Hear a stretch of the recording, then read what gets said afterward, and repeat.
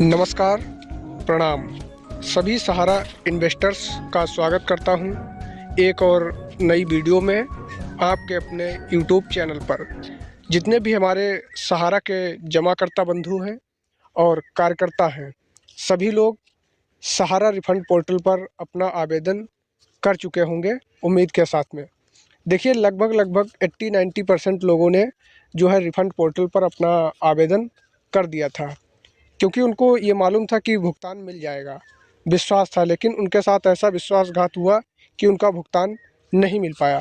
दोस्तों, जिन लोगों का भुगतान आप में से जिन लोगों का भी नहीं मिला हुआ है और आप लोग लगातार इंतज़ार में हैं, तो दोस्तों भुगतान की बात करें तो भुगतान अभी तक नहीं हो पा रहा है। पोर्टल के माध्यम से केवल नाम मात्र का भुगतान हो रहा है। इस वीडियो में जो हम चर्चा करने वाले हैं, ये हम चर्चा नहीं करने वाले हैं, एक दो जो है अधिवक्ता हैं और एक इन्वेस्टर है, उसके द्वारा जो बातचीत हो रही है पीआईएल संबंधी जो चर्चा हो रही है, उसकी वीडियो क्लिप इस वीडियो में हम दिखाने वाले हैं और उसको आपको देखना जो है बेहद ज़रूरी है। आप में से जिन लोगों का भी पैसा फंसा हुआ है, कृपया पूरी वीडियो को लास्ट तक देखिएगा, तभी आप लोगों के समझ में आएगा। अन्यथा आप लोग वीडियो आधी अधूरी देखते हैं, वीडियो समझ में नहीं आता है और नेगेटिव कमेंट्स करके चले जाते हैं। इसलिए आप लोग वीडियो को लास्ट तक देखिएगा। इसमें आप सभी को बताया जाएगा कि आपका पैसा कब तक मिलने के चांस है। आप लोग जानते हैं लोकसभा चुनाव नज़दीक है और आचार संहिता लगी हुई है, लेकिन इसके पश्चात जो चर्चाएँ चल रही हैं, उसकी पूरी प्रक्रिया इसमें बताई जाएगी। चैनल पर पहली बार विजिट किए हों तो प्लीज़ चैनल को सब्सक्राइब कर लें और बेल आइकन को प्रेस कर दें। हम सीधे यहीं से अपनी वीडियो को स्टार्ट करते हैं। दोस्तों, महंगा वकील कर न्याय ले नहीं सकता है।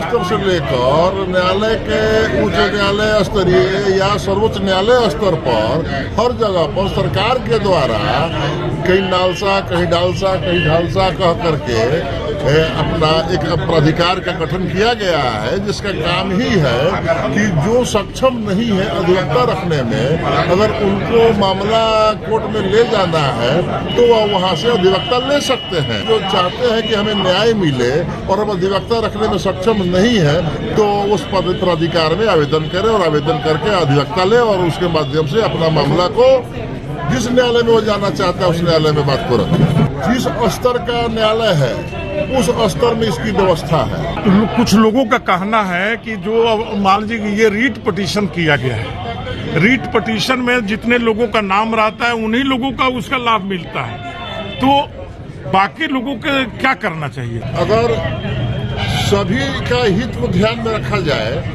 तो जनहित याचिका दाखिल करनी चाहिए। पीआईएल यानी पीआईएल करने से अन्य लोगों का भी हित हो सकता है। रीट उन्हीं लोगों से संबंधित होता है जो आवेदन किए हैं। पीआईएल में किसी संस्था के द्वारा जाना चाहिए या पर्सनल भी जाया जा सकता है? व्यक्ति भी जा सकता है, संस्था भी जा सकता है। बात यह है कि पीआईएल करने के लिए आपको सबसे पहले ये देखना होगा कि ये जिस बात के लिए आप पीआईएल कर रहे हैं वो जनता से जुड़ा हुआ मैटर है या नहीं। अगर जन समुदाय से जुड़ा हुआ है तभी आपका पीआईएल एक्सेप्ट किया जाएगा। अगर व्यक्तिगत मामला है तो वह पीआईएल का मामला नहीं हो। 60 करोड़ लोग सर इससे प्रभावित है और सब गरीब है, गुरबे लोग हैं। उसके लिए जागरूक एवं सक्षम लोगों को सामने आना चाहिए और जनहित याचिका का सहारा लेना चाहिए। एनजीओ को इसमें मतलब अपनी एनजीओ भी जागरूक व्यक्ति के दायरे में आते हैं। आज हमारे सामने जाने माने अधिवक्ता एसपी सिंह साहब और एचएन सिंह साहब है। एचएन सिंह साहब की आप लोगों ने बहुत सी बातें सुन चुके हैं सहारा से संबंधित बातों पर। आज हम चर्चा करने जा रहे हैं कि सहारा का जो रीट पिटीशन नरेंद्र कुमार कुशवाहा के द्वारा जो किया गया है उसको मुख्य केस के साथ जोड़ दिया गया है। तो क्या मुख्य केस के साथ सर सुनवाई होगा या पिनाक मोहंती का जो केस चल रहा था जिसमें आपका अमित शाह जी जाकर के पीआईएल दाखिल करके 5000 करोड़ लाए थे, उसके साथ सुनवाई होगा, ऐसा क्या लग रहा है? सबसे तो पहले आपके दर्शक को नमस्कार। जब सर्वोच्च न्यायालय के द्वारा कुशवाहा जी का केस को, जो मुख्य केस है जो सेबी और सहारा के बीच में है, उसके साथ अगर ऐड कर दी गई है तो प्रश्न ये उठता है कि इस बीच में पिनाक मोहंती साहब के द्वारा जो आवेदन दाखिल किया गया सर्वोच्च न्यायालय में, उसमें आपकी केंद्रीय सरकार का जो भूमिका आया और उस भूमिका के तहत में 5,000 करोड़ रुपया को बांटने की बात थी और इसके लिए एक जज साहब और एक वकील साहब को नियुक्त किया गया था, जिसमें 15 लाख रुपया महीना जज साहब को मिलना था और 5 लाख रुपया महीना वकील साहब को मिलना था और 5,000 रुपया को बांटना था 9 महीना के अंदर।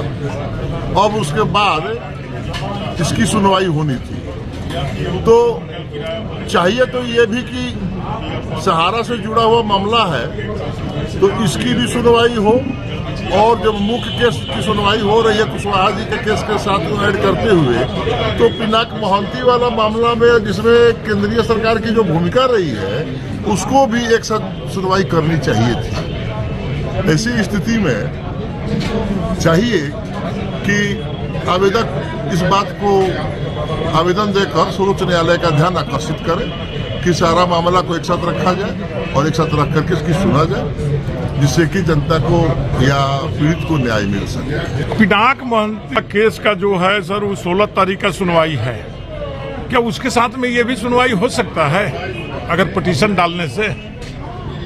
जरूरी नहीं है कि सुनवाई हो सकता है, यह न्यायालय के ऊपर निर्भर करता है कि न्यायालय दोनों को सुनना चाहता है कि नहीं। अगर न्यायालय चाहेगी कि हम सारा मामला को एक साथ सुने तो सुनवाई हो सकता है, और न्यायालय में आवेदन देने पर न्यायालय सुनवाई करने के लिए तैयार हो सकती है।